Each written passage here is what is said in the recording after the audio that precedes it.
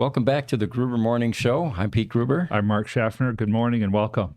We have a very special guest with us today. We have Ellie in Space, popular YouTuber. And before we get there, the picture behind us, we always have a picture, Ellie, and we've been doing AI-generated images. And in honor of what you're passionate about, we typed in Boca Chica, Starbase, and we got a few images, and it rendered this. Wow. There's some people standing in front of that lake there, which is pretty cool, but I think we're blocking them, or Mark's blocking them. It never gets the text right. I think what it's trying to do is write SpaceX on that rocket ship, but there's some sort of a weird form of lettering there. But the rest of it looks, pretty space age and pretty close to what you would expect to see there. There we go. Right. Well, I hope they're not launching because they're definitely in the exclusion zone. That's a good point. Yeah. And I think there are people even close to that rocket ship there. Yeah, that tent that's right above where your head is, Pete, I think would probably not be there once that rocket launched. So for those of you that have questions for Ellie, please feel free to ask them. We have a screen here that streams them for us, and we'll entertain any that come up. Pulling her on screen now? Yeah. There we go. Okay. And so, Ellie, the thing that I wanted to start with is you have a background in broadcasting, which fascinates me. We're new to this, by the way. I think summer of last year was when we were, we're enjoying the heck out of it. I don't know why I didn't do this earlier in my career, because it's a whole lot of fun. But why is it that you got out of broadcasting and went into this? Oh man, how much time you got? That's really a loaded question. And I do have a lot more experience broadcasting. I did that for almost 10 years, moving all across the United States, working my way up the TV news ladder. And it just wasn't that fulfilling. It wasn't what I thought it was going to be. I mean, I enjoyed the time that I was in it, but I wanted to create my own brand. And I started to realize that, hey, that's totally possible. And I started a YouTube kind of on the side that started to grow, and it became more fun, way less depressing than working in TV news. And so about a year ago, I quit and went full-time on YouTube. But I moved all across the country and learned all of the skills that I have today to be able to do the YouTube through working in TV news. But why did I leave? First of all, you don't get paid a lot of money. So I don't see that as, a comfortable, sustainable lifestyle to live paycheck to paycheck. It's depressing, with the pandemic. We saw that a lot of people just didn't want to watch the news anymore. And so working in the news with the pandemic kind of compounded, the negative energy, right? And and I'm inspired by covering SpaceX and Tesla and more futuristic news full time. So that's kind of my concise reason why I left. Interesting. Yeah, in this business, we get to choose the news that we want to disseminate. In the business that you were in, it's about shootings and killings and fires and, and I could see where there'd be a level of, it's depressing. But in this business, we enjoy being able to focus on the things that please us and the things that we're passionate about. Right. And it's not to say that those things shouldn't be covered, but I was kind of at a point where I'm like, I've paid my dues. I've covered a lot of stories. I've interviewed thousands of people, and but it's time for me to forge my own path. And that can be scary too. Yes. So the EV and SpaceX thing, which of those two is most important to you, or is it pretty equal? Well, I think before I would have said I was really mostly focused on SpaceX, but I did just buy myself a Model 3. I've been in the Tesla scene for a while. A lot of people already thought I had a Tesla. I'm a shareholder, and been going to the events here in Austin, Texas, been to a couple of the Giga Texas events. So I would say that they're both equally important. I mean, it's like asking Elon to choose which is more important to him. He had a chance to choose when they were both about to completely fail, and he chose both against all odds. So I think they both have very important but different roles. Yeah, as he said, for him, the companies are like children. And, there are a number of interviews where he goes into that when he's asked, well, why didn't you just let SpaceX die and then feed Tesla so that it would be guaranteed to succeed? And he has a point there. Yeah, you become very attached to the companies that you're affiliated with or the ones that you've started, Yeah. Totally makes sense. Yeah, yeah. So you had mentioned the Kill Tony comedy show, and at the time that we put the questions together, we didn't realize that you actually got on the show. All right, tell us about that. Yeah, so this is a joke book proof that I got on the show. That was this past Monday. Crazy experience. If your viewers aren't familiar, basically it's a live comedy show, sells out every Monday here in Austin at the Comedy Mothership. And a lot of comedians, usually around 200 people, show up trying to get on the show every week, driving from all over, flying in. They only pick about 7 or 8 people. If you get picked, you do a minute of stand-up, and then you do an interview with the comedians. And that's where, you're getting a lot of exposure as a comedian.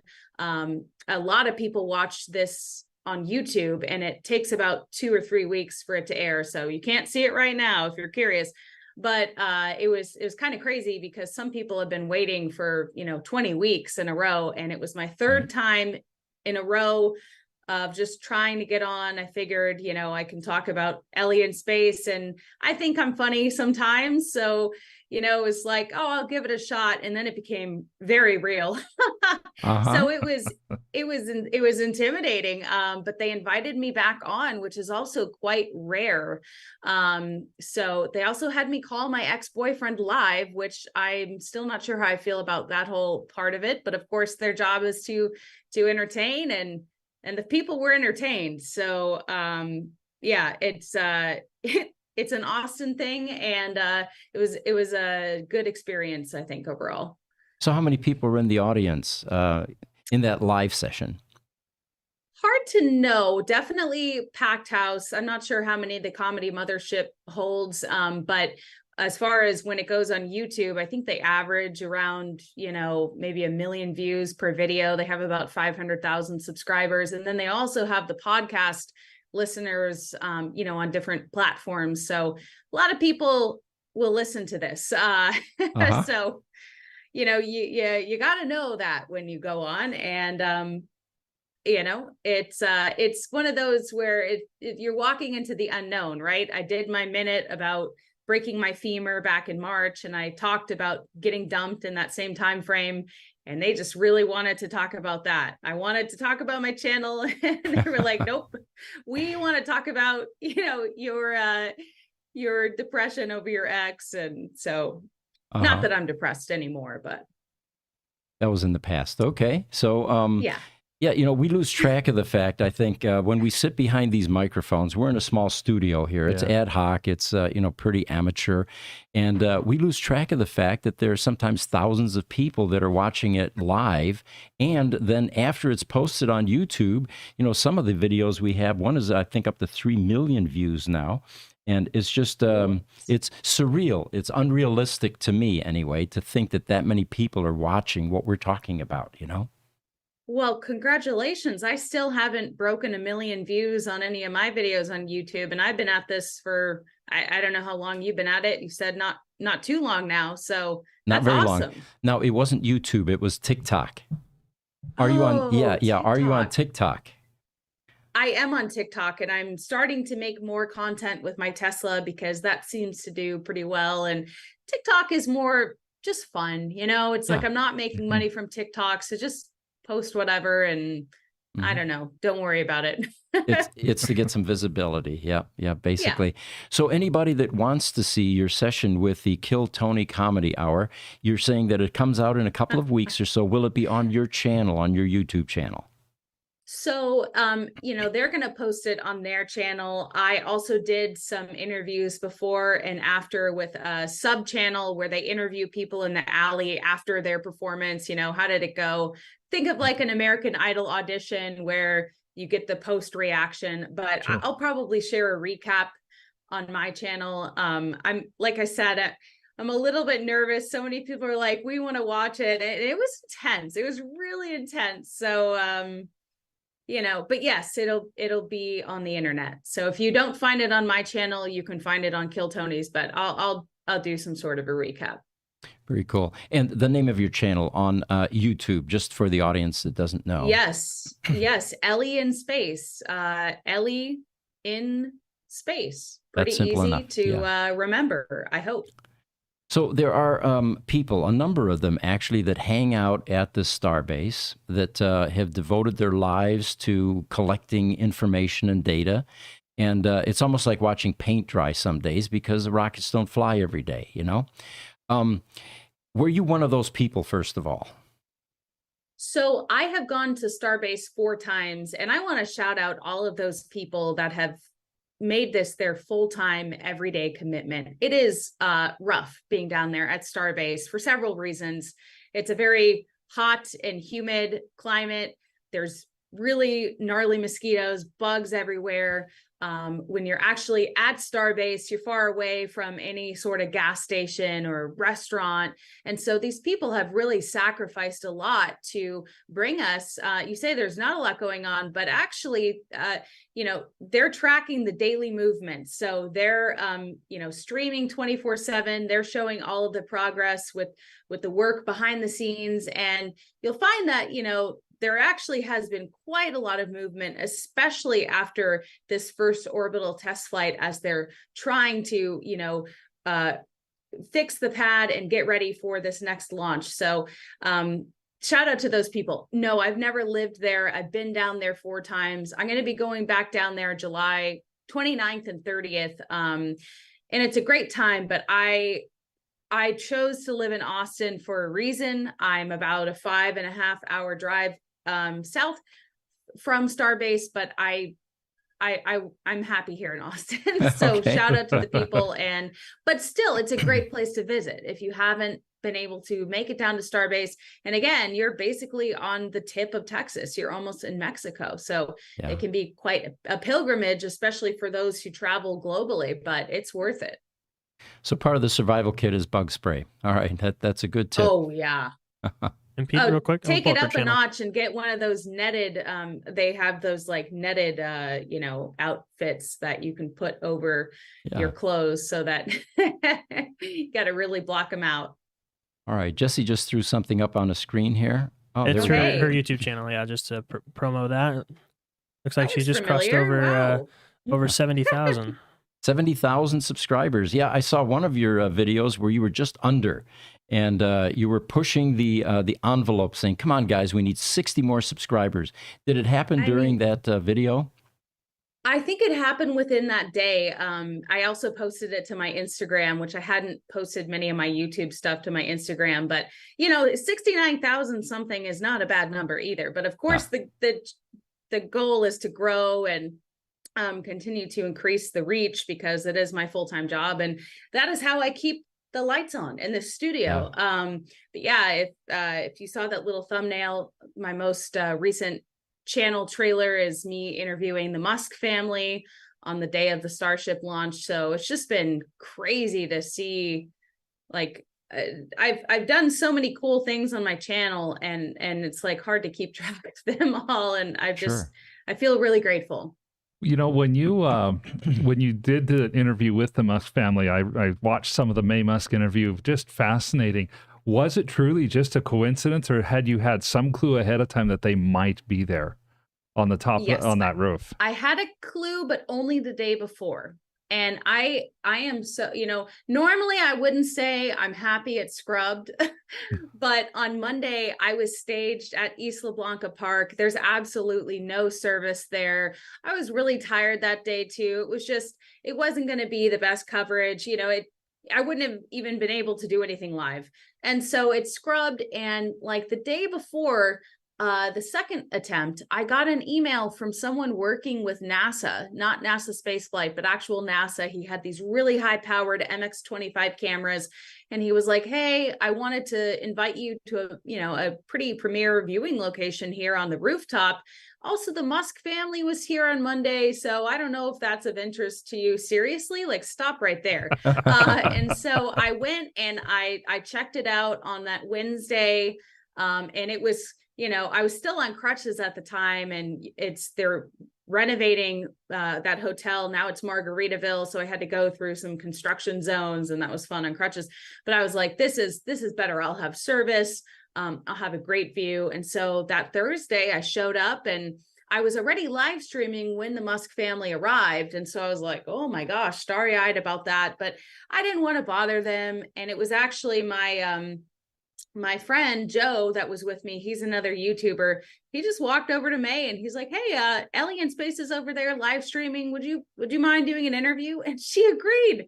I was like, well, no way. Like, that's really nice of her. She could have said, oh, I'm here with my family, just leave me alone. But she gave me her time, and that is the most valuable currency. So I was really, really honored to have that experience. What an experience. Yeah. Oh, yeah. And it was a great interview as well. Thank Wonderful. you. So and it's just an example of when life throws you opportunities, and actually I should back up a little bit again. So after the scrub, I applied for SpaceX media credentials, and I've never had media credentials from SpaceX specifically. I've had NASA press credentials.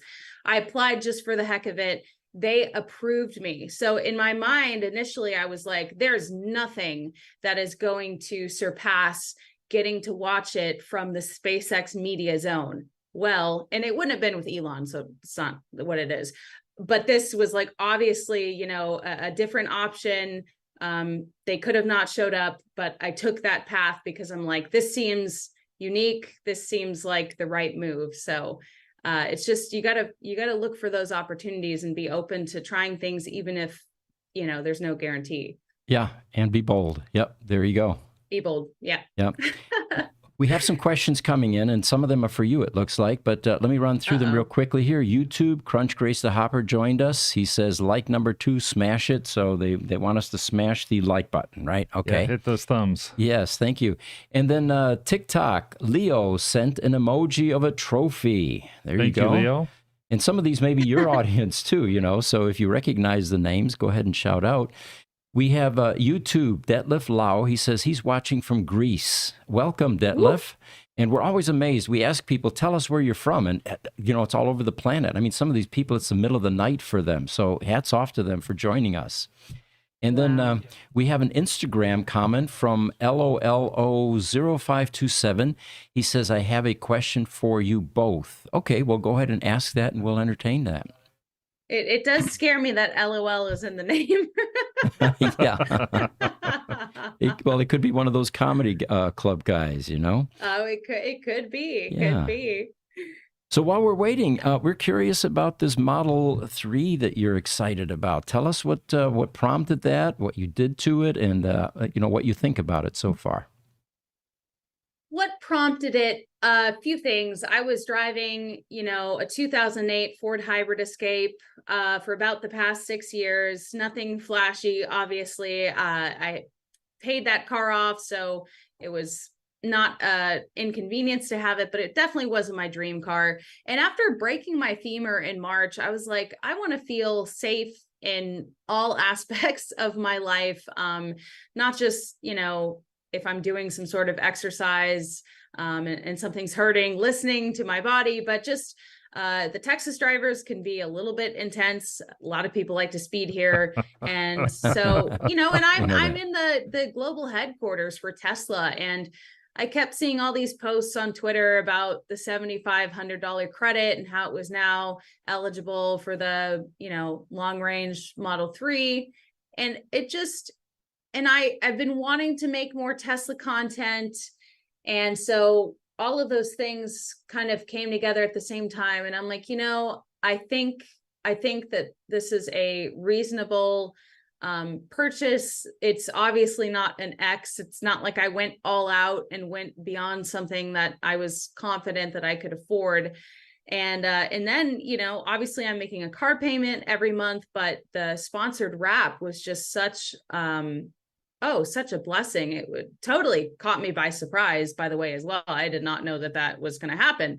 And so it's really cool to have kind of like my dream car immediately when I thought that I would have to save up for who knows how long to get some custom work done. So it's been it's been great so far. And I don't regret or doubt my decision at all, because, you know, when you're working online and you're a content creator full time, revenue can be extremely unpredictable, very hit or miss. So it's not like, you know, you have a steady paycheck and you can calculate based off of that. But I really think that by the time, you know, I make more Tesla content, it's been a couple months, the car will be paying for itself.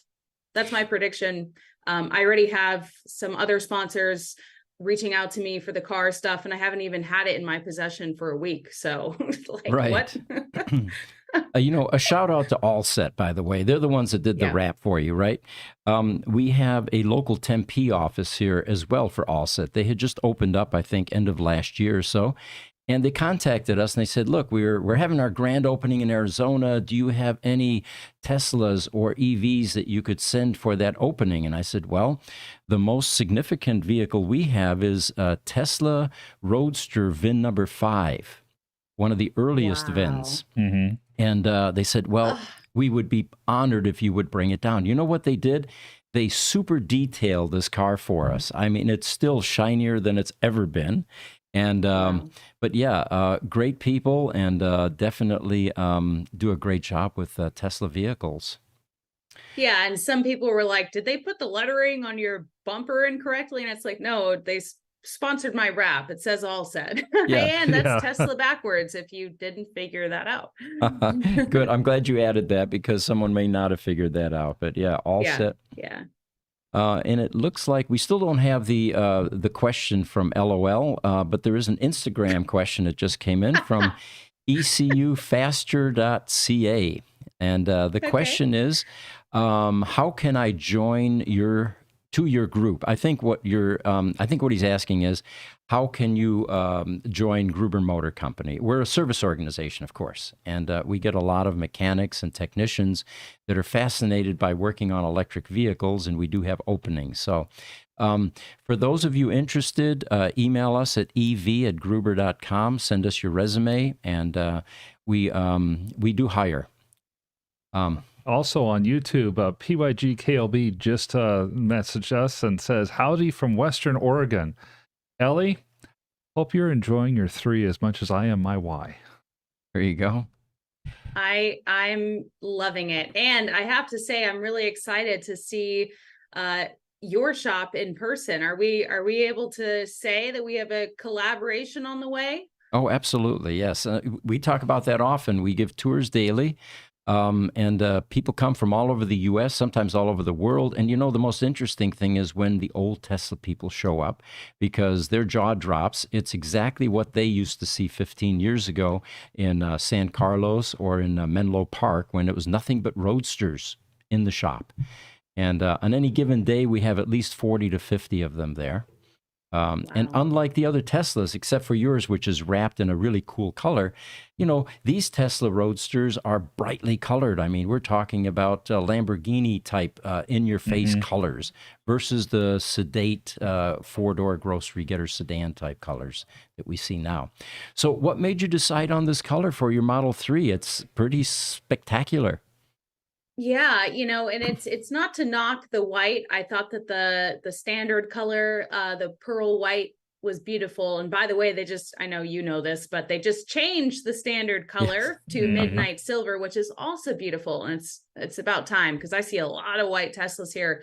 But, you know, with Ellie in space being the theme, I was flipping through one of those color swatches and looking for kind of the more glittery galaxy colors, and it was kind of between a black galaxy and then this intergalactic blue. And Eric, my friend at Alset, shined a light over it and showed me how it just becomes like a rainbow. And I was like, this is me. Right. 1,000%, this is me. And so it's interesting too, because it looks different at night. It looks different when it's overcast. When it's overcast, it looks kind of purple, and it still looks good. It's just not as, like, you know, popping as it is in the sunlight. But in the sunlight, it's like hard to look away. And I was kind of nervous. I've never had this nice of a car, right? And I love that there is Sentry mode, because, you know, I I don't know how people in downtown are going to be, or, are they going to mess with my car? There's a little bit of that fear. And again, I haven't had it for more than a week, so maybe this will subside, but I'm not used to this. With my old car, it's like, oh, if someone breaks into it, like, this car is kind of a POS anyway. And of course, I'm not leaving anything visible in the car, but it's just like, wow, this is really nice. And I don't want anyone to mess it up. I don't want to get it dirty. I want to keep it pristine. So I don't know. Is that something that kind of goes away when you have a very flashy, I mean, you work with Roadsters. Is that a concern that's always kind of there, or how do you go about that? Well, I'm a car guy, and I've owned a lot of cool cars, exotics to muscle cars to, and for me at least, the passion never subsides for my cars. It's almost like, every time I go out in my garage and I see my sports cars or whatever, that passion reignites. But I can't say that might be the same for a Ford Explorer or, some other vehicle that you eventually get used to. I don't know. Yeah, that maybe, but I own a Volvo XC40 Recharge as an electric, and I've had it since last November. I still get kind of a thrill going out. You see it in the sunlight, and it has a dark blue glitter. It's called an onyx black, but it has a blue metallic glitter underneath it. And I love the car so much. Yeah, there you go. So Ellie, I get where you're at, man. I totally get it. One quick question. Have you conquered single pedal driving yet? Oh, yeah, absolutely. Actually, it was kind of funny because I had been driving it for like 3 days, and then I drove my friend's, normal ICE vehicle. And I was like, oh my gosh, I'm already like confused. No, single pedal driving, regenerative braking is amazing. And I will say I was happy too, because I sold my Ford Hybrid Escape the very next day after picking up my car, and was able to pay for the taxes. I paid $3,100 in taxes. So I was shy just about $200, but it was nice to kind of just button that up and get it out of my hair. Oh yeah. Yeah. I rarely drive ICE vehicles these days, unless I have to go pick something up for the company and I need one of the vans. But it's almost dangerous for me because it feels like I'm going to rear end somebody. I'm used to the car slowing itself down. Whoa, where did that bumper come from? Yeah. Well, the other thing that I wasn't, I'm still getting used to are the cameras, right? So when you change lanes, it automatically pops up that side camera, and I'm still having trouble trusting it. Yeah, and just like getting oriented to it. So Mm-hmm. that is a learning curve still. Yeah. Yeah. With the later models, the Roadster has a rear camera, but it doesn't have the guiding lines and all that. It took me at least a year or two to get used to my Model S, to the point where I would trust it when I was backing in to park. And I'm finally at the point, though, where I'm doing that. And I still have reservations, though, Oh, yeah. Can it really see people, that type of thing. But, it takes getting used to, for sure. We've got a few questions here. YouTube, Tumbleweed. He says, cannot wait for the sunglasses fad to fade. Well, let's address that. We've been talking about the sunglasses fad for some time, and we will eventually release a video because there's some very good reasons why we're wearing sunglasses, none of which we're yet ready to reveal. But we're starting to notice that it is becoming a fad. Sandy Monroe and Corey yesterday, were doing a video outside with some vehicle that they were interested in, and they both had sunglasses. And so I said to Jesse, well, maybe it was just sunny. He says, no, they've done those outside before, and they've never had sunglasses. So we think that they're beginning to copy our fad. Starting a trend. We're just starting our trend there, Tumbleweed. I think Richard's got something too. That's right. Mr. Tumbleweed, with all due respect, the sunglasses are staying. And then we have YouTube, Michael Aldea. Michael, by the way, was one of the early Tesla employees working on the Roadster before they had even the Model S. He worked on the batteries and well-known in the community. He says, I need to pass by Gruber Motors sometime. Absolutely, Michael. It would be a nostalgia trip for you, without a doubt. YouTube, Juan Carlos Morataya Ramos. Hi from Guatemala. Nice to see you guys. Welcome, and thanks for joining us. And also, Smuggler has sent a gift. Smuggler is one of our regular contributors, so thank you for joining us again, Smuggler, and for the gift. Yes. So one of the questions that the team put together here for you, Ellie, was, what advice can you give to new EV owners or someone who is on the fence about purchasing an electric vehicle? Ooh. Well, I feel like, I might need a little bit more time personally with the car to have the best answer for that, because I'm still like adjusting. And I will say it is interesting. I've driven many Teslas before. My ex-boyfriend had a Tesla, but to actually, own one and go through the entire experience yourself, charging logistics, is quite different. And so if someone's on the fence, well, there is that federal tax credit. Right. And I really wish that Texas had a state tax credit, by the way. I just moved here from Oregon, so I could have saved a lot more there, but that's a different story. Let's see if they're on the fence. Well, what stuns me is that I'm driving my dream car. I feel like a race car driver. I feel kind of like a badass, if I can say that, driving Sure. it. But it's also good for the environment, right? Yeah, It's this sure. like really wholesome, great thing that I simultaneously feel like, I have that drip in the car. So yeah, you can help Earth while also feeling amazing, right? Because that's why we love sports cars and sexy cars, expensive cars, because we want to feel confident in them. So you definitely get that feeling with Tesla, but you're still doing a good thing and supporting a sustainable energy future. Yeah. Well, Those are my answers. Yeah. So my answer to that would be some of these EV manufacturers, they have the showrooms. And one of the smartest things I think they do is when they let people take a test drive. I think that sells more cars than any commission-breathing sales rep ever would at a dealership with a cheap tie. Mm-hmm.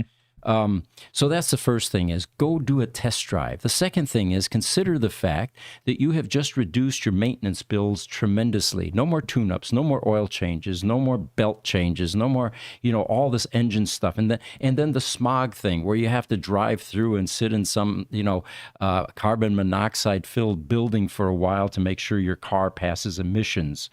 And then you get to pass every single gas station all the time, every single time, unless you want to go in and get a Slurpee, that is. Because if you have your charging system at home, we do this all the time. We come home, we plug in, by the morning, we have a full tank of gas every single time. Now, the downsides are range anxiety. That used to be a scary word for most people, but my God, with the proliferation of superchargers nowadays, and not just Teslas, I don't think that you'll ever run out of electricity anywhere, so that range anxiety thing is pretty much solved. Plus, the cars are smart now.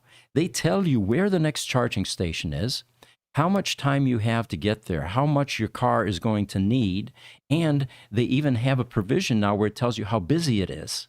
Mm-hmm. So we've basically taken away all the excuses. Now, having said all that, I'm going to be in Europe in 2 weeks, actually next week, Thursday. And I was talking to my brother. He's in Bavaria, down in southern Germany. And we were talking about our car situation. We were going to go with them because we're going to Dijon, France, and Strasbourg, and, around Switzerland. And he said, it might be better if we had 2 cars. I said, well, I want to get a Tesla then. I want to rent a Tesla there because I want that experience. And he says, ooh, that's not going to work. Where we're going in the countryside, there aren't any charging options, no, superchargers. So they have very few. I guess Innsbruck has one supercharger that's close to my brother, like 30 kilometers or 40 kilometers. So Europe hasn't quite caught on to that yet, although if you look at Facebook and you look at some of these car clubs, they're like the Austrian car club. They were in Hallstatt the other day. Right. Beautiful alpine village on the lake there, They seem to be able to manage, and I'm sure that they've mapped themselves out very carefully. I'm sure they have, Pete. That's I think of the interview we did with Raphael de Monstre just a couple weeks ago. And he said, look, the chargers are everywhere. in Europe, everyone runs 220. Just go get a plug and put it in the kitchen. No, his version of the chargers are everywhere. We're talking about Raphael de Mastri, by the way, Ellie. And he is the EV guy that went around the world in 2012 with a Tesla Roadster to prove that emission-free transportation was possible and viable. And now he's doing it again. He did it in 2016 with a Model S, and we just rebuilt his Roadster. And now he's on his way traveling around the world again. Last we talked to him was yesterday. He's in Fort Lauderdale, Florida right now with his Roadster. Okay. But anyway, in 2012, there was no charging infrastructure whatsoever anywhere, right? In order to charge with a Tesla Roadster here in the U.S., you had to go to a KOA campground if you were traveling because there was no destination charging available at hotels or wherever.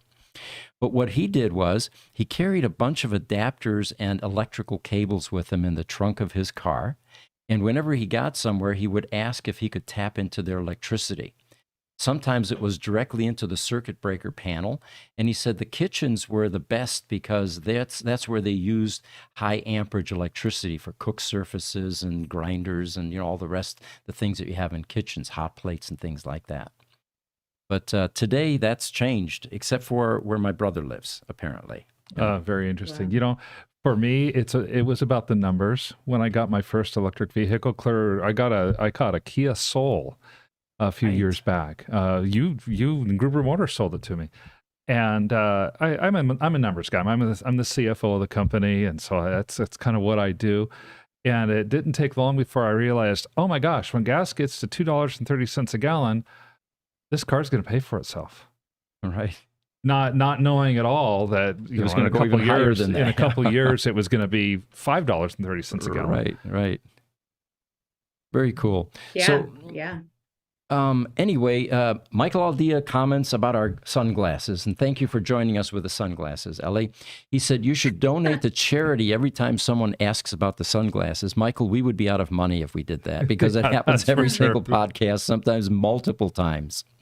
Instagram, Krishine Detailing says, seen a Roadster the other day parked in the garage under a cover.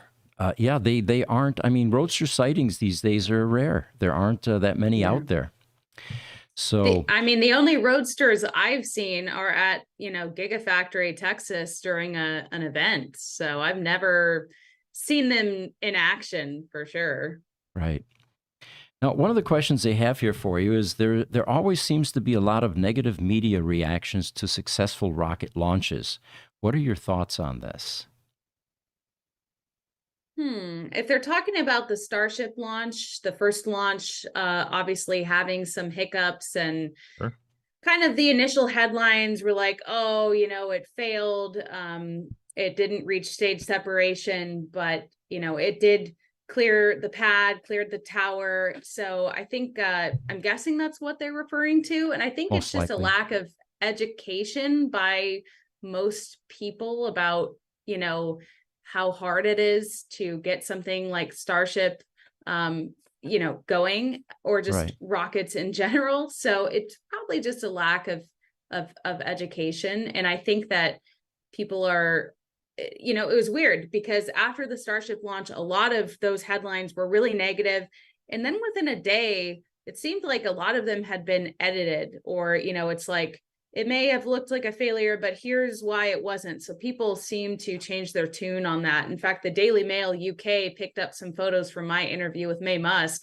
And at first their headline was negative. And then when I checked it again, because I was like, hey, if you're going to use my photos, you can at least give me some credit. They had changed it. So I think that I'm not sure how negative it really is at the moment, but I think it's just, not a lot of the public has a basic understanding of, rocketry. Yeah, well, it is a pretty sophisticated, complicated field. Yeah, most people aren't rocket scientists, but it was kind of like Elon said. He said the objective was to get the thing to launch. We weren't going to send it into space.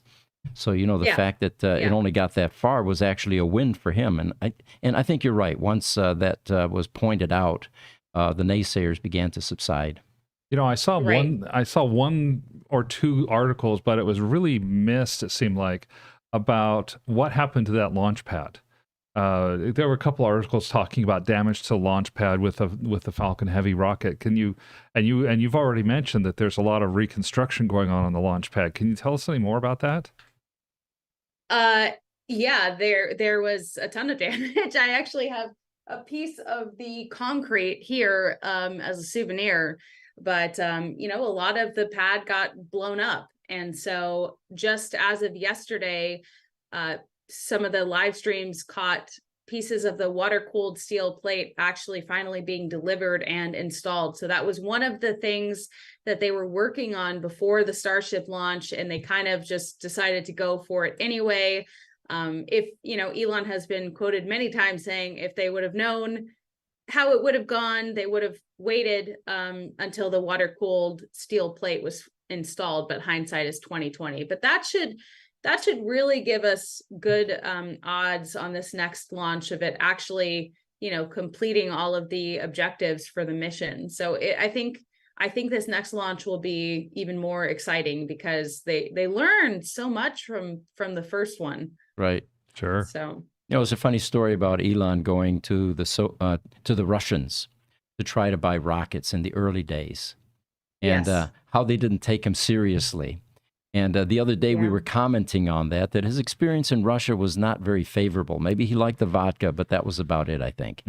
And the question was, where will he put a gigafactory? And we were speculating it'll probably never be in Russia, But anyway, we've got some questions coming in. YouTube, PYGKLB says, my husband now understands the full tank of electrons advantage now that I've had one a few months. So they must have just got their EV. Well, congratulations. And then Instagram, T3SLA Chris. He says, we have a lot of Roadsters in Norway. Well, thank you for joining us from Norway. And I actually have some information for you. We're releasing a video here shortly where one of the presenters was talking about why there are a disproportionate amount of Roadsters in Norway. It turns out back in the day, Tesla needed to do temperature type testing. I don't know where they did the hot stuff, maybe here in Phoenix, the Gobi Desert, maybe Dubai, but the cold weather testing was done in Norway. And while they were there, maybe it inspired enough people to saying, wow, this is a cool car. And there is a truly disproportionate amount of Roadsters in Norway. That would make sense. Interesting. I would have never known that. Yeah, and I know that 8 out of 10 cars sold in Norway right now are electric vehicles. Yeah. And we mentioned that the Model Y was the most popular car registration in Norway of all time back at the end of 2022. And I think per capita, I think it is Norway that has the highest adoption rate of EVs of any country on the planet. Yeah, it's about 60% electric vehicles in Norway. There. How many Roadsters are there total produced? There were 2412 produced. About 1,500 came to the United States. And we have a census program on our website for Roadsters where for a couple of years now, we've allowed Roadster owners to register their cars, VINs, location, all that color. So with this program now, you can actually see how many lightning green Roadsters were produced. It's all searchable. And what we currently have accounted for is just slightly over 2,000 Roadsters, which is not bad considering that, only 400 or so seem to be MIA at this point. And you had collision damage cars. There were some lost in fires. There were some bought back by Tesla for parts, about 70 or 80 of them. So that's a pretty good retention, I think, 2,000. Yeah. I mean, could you imagine selling it back to Tesla? That seems like that would be hard to do. Well, let me tell you a story there as well then. Around 3 years ago, Tesla had been buying Roadster parts from us because we were buying them at auction, collision damage cars for parts. And they cleaned us out, basically. So then they said, well, how about we have you guys buy them for us, and then you inventory and certify the parts and keep them in inventory for us. At the last minute, we even flew to Fremont, my son and I, and we put the final deal together, we thought.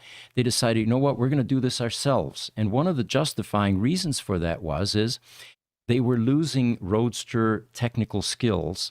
And the strategy was by being able to take them apart it retrained technicians on what they were about and how to work on them, right? Which made sense. The difficulty was initially when they were buying cars, they were going to owners, and the Model 3 was just coming out, and they were saying, hey, do you want to upgrade? Do you want to trade up to a Model 3 or trade your car in? And a lot of owners said, yeah, that's not a bad idea. What they didn't do was tell people why they were buying them. And for a few months or so, they were buying cars and then parting them out. And the Roadsters are not like your average Ford and Chevy. People got attached to the Roadsters. They were like family pets. They were family members. So I sent a letter off to Jerome Gillen at the time at Tesla. He was a president at the time. And I said, you've got to tell them why you're buying them, because you're going to have some furious people. So that changed, and now they're telling people why. But the good news there is Tesla's commitment to the Roadster continues very strong and unabated, and that's the big concern. Because technically, after 15 years, Tesla doesn't have to support that car. They could do what all the other industries do when they get an end-of-life product and just simply say, we're not supporting it anymore. We're not going to have parts for it. You need to upgrade and go to a different model. But Tesla's hanging in there, and they're continuing to support the first-generation Roadsters. Well, So I can't wait to see them. Yeah. It's in fact, if you go to our website, we have a gallery out there of Roadsters, and you can begin to get acquainted with them there as well. So you're just like synonymous as the Roadster guy. Yes, we are the Roadster people, and we work very closely with Tesla these days, which is a long time in development, and it's a partnership. You know, we help them not only with parts, but also with service issues. So yeah, that's what keeps the Roadster community vibrant and alive. Michael, Do you know go Elon ahead. pretty well? I have never met him in person, but I've talked to him a few times. Okay. And we have invited him here a number of times because these are his roots. If he walks into a building with 50 Roadsters, he's not going to see that anywhere else. Certainly not at his plants, you know. Yes. But the invitation stands, Elon. Come see us. On YouTube, Michael Aldea has asked a question for you, Ellie. He says, is there any advice that you might have for watching a launch in person for the first time? Oh, yeah. Well, it kind of depends on also where you're watching it. So try and get a good spot, good visibility, obviously. But I would focus, especially if it's your first launch, on watching the launch. This is the advice that was given to me, and it really is great advice. And taking it in, not being so worried about capturing it on your phone. First of all, it's just not going to look as good as, any of the professional streams, but really just taking in the launch and experiencing it. And it's indescribable, and it's something that you should definitely do at least once in your lifetime. And if you're near the Florida area, it's not hard to accomplish. So if you're trying to see a launch from Texas, Boca Chica, it's a little bit more of a wait, but hopefully as they continue to get the Starship program up and running, that cadence will increase. But yeah, it's quite the experience. I was able to see SLS launch in person, and that was pretty interesting because I flew there from Portland, Oregon to Orlando, Florida in September, and they scrubbed it. So I had to go, all the way back home. And there was going to be another attempt in November, and I was kind of on the fence about it because I didn't want to do all that travel and have it not work out. But luckily it did. And it was like a reverse total solar eclipse, right? The nighttime, it was a night launch, and the night all of a sudden turned to day because of how bright the launch was, and then back to night. And a total solar eclipse, right, is like daytime, and then it becomes like night. It's weird. And there's one of those coming up in October here that you'll be able to see from Texas. But it's an unforgettable experience, and to just be there in person is totally worth it.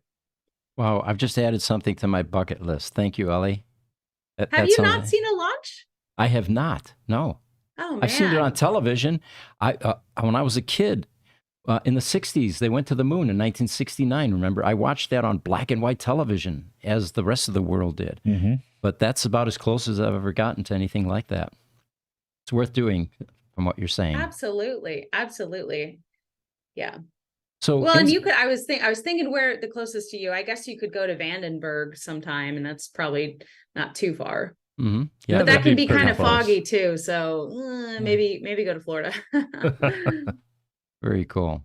So Instagram came back, T3SLA Chris, the one in Norway. He says, I know it's very cool talking about those Roadsters. We love Tesla here in Norway. Yes, you do. No doubt about it. So one of the questions was, you were using Starlink, apparently. Are you still using it? And while you were, or still are, what did you think of it?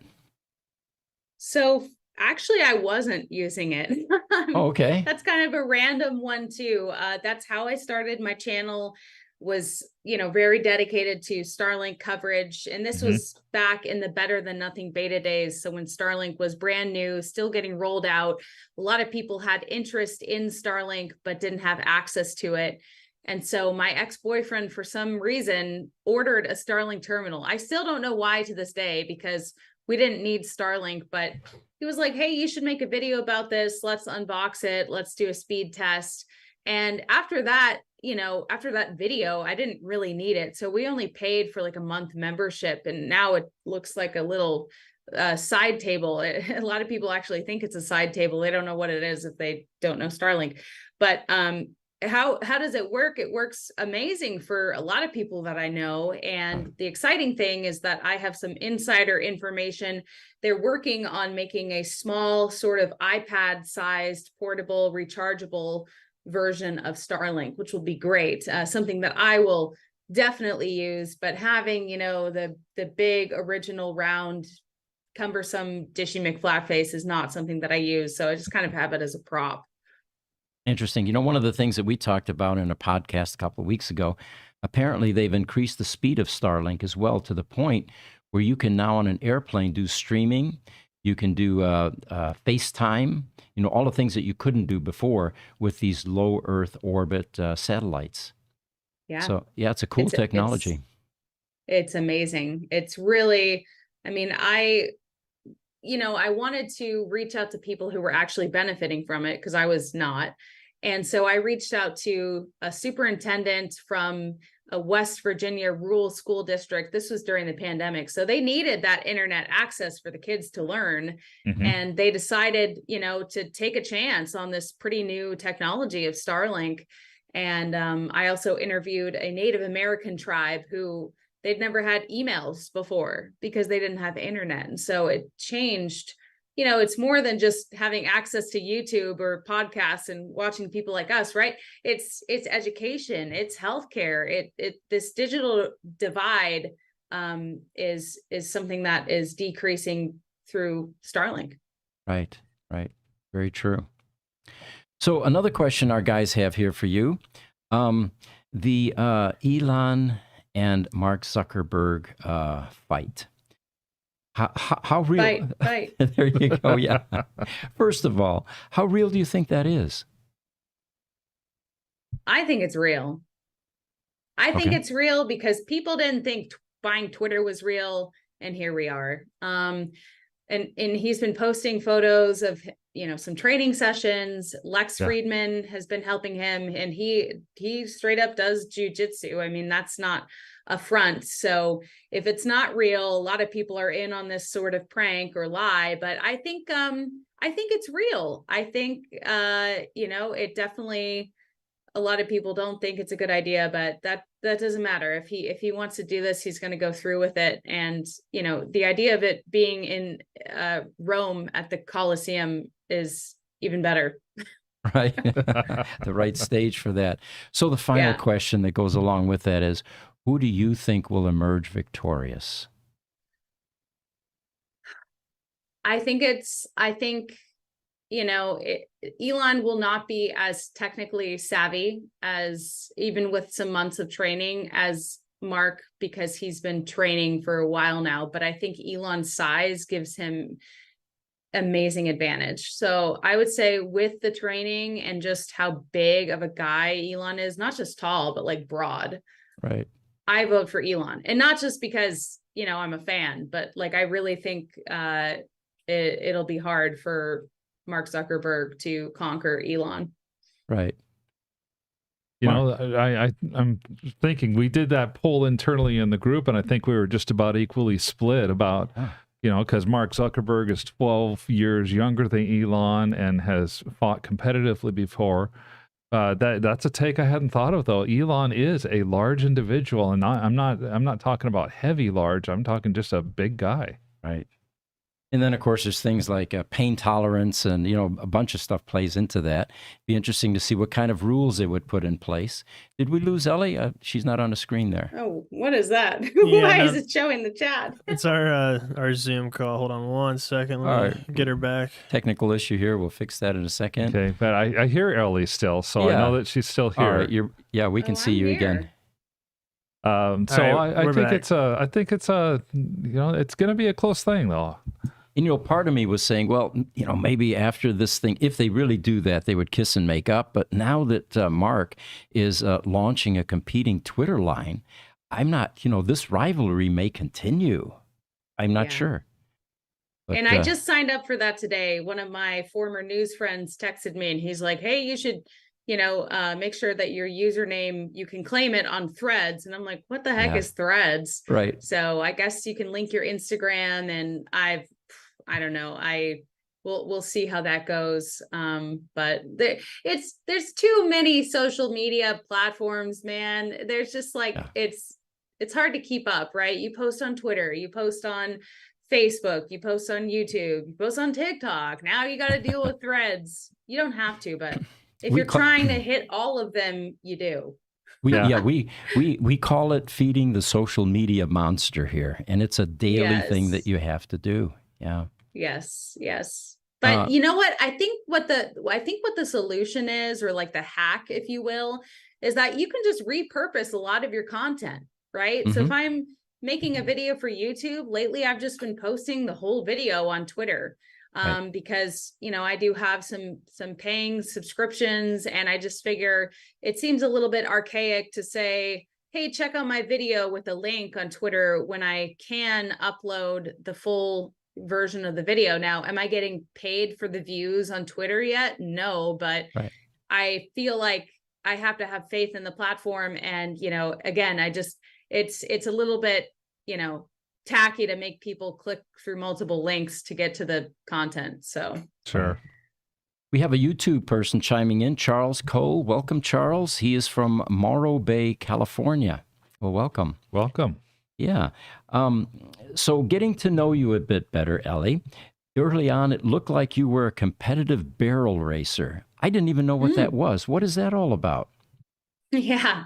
So I was doing that for probably 8 years or so. I started doing like hunter jumpers, equestrian, so riding English. There's English and Western, right?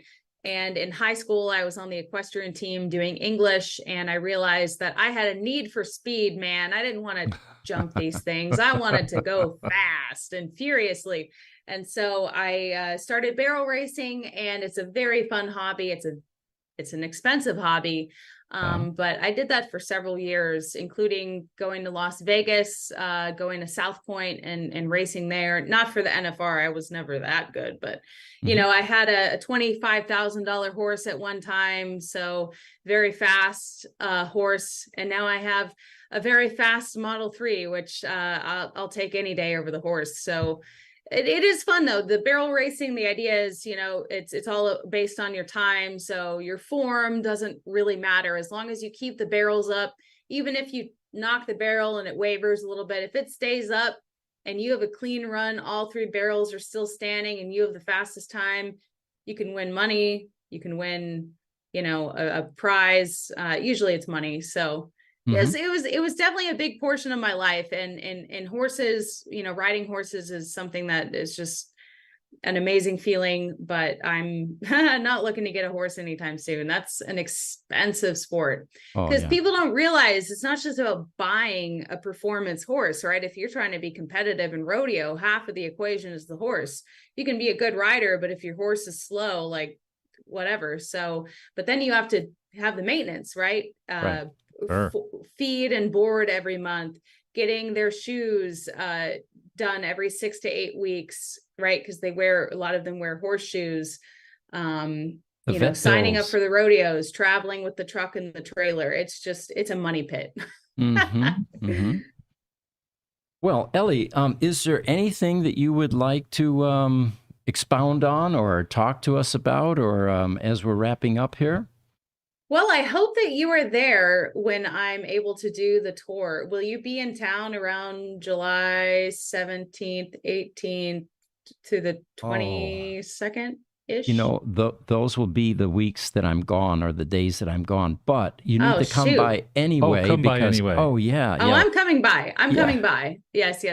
No, I'm very excited to do a tour and make a video because, it'll be great. Oh, yeah. We've got the social media team here, and then Victor, the service manager. He does a lot of the tours anyway. So, great. I am so sorry that I missed you then. But come back, definitely at some point in the future. Yeah. I think you guys are doing a great job. I really love your format. You guys are easy to listen to, and this is awesome. So congrats on your efforts, because I think you're doing something great for the Tesla community. Well, thank you so much. Yes. Yeah, well, all of us except for Pete will be here. So once you get close, we're only about 15 miles north of Interstate 10, which is probably the route that you'll be taking through town. So it'll be pretty much on your way. Awesome. Oh man, that's great. Well, Ellie, it's been a sincere pleasure having you on our show, and we'd like to do this again sometime. But yes, thank you for joining us, and the team here is also grateful. And thank you to our audience always. And check out Ellie's channel, her YouTube channel. We popped it up here shortly, or a little while ago. If you want to reiterate what that is, Ellie, for the latecomers. Yes, Ellie in space, and then my Twitter, which Elon followed me recently on Twitter, which was quite cool, is eSheriff TV. So, I can't change the handle, but my last name is Sheriff, like Sheriff Deputy, which is also kind of cool. But I think that it would be great if you want to recap in maybe a few months, once I've had some road trips under my belt and I've actually slept in my car. I think I'll have a lot more experience with speaking about the ownership. Excellent. And we do have one more comment from YouTube. Michael Aldia has come back. He says, owning a racehorse, it's almost exactly like owning a race car. Oh, yeah. Your comment about it being a money pit, very good comment. That's very true. It never ends, but it's fine. You just got to choose, what never ending money pit you want to support. Hopefully you choose one that helps to bring money back in. Yeah. Yes. Well, Ellie, again, thank you. It's been a real pleasure. And we hope to see you soon then when you come to visit. Absolutely. I can't wait. Thank you so much for having me on. Thank you.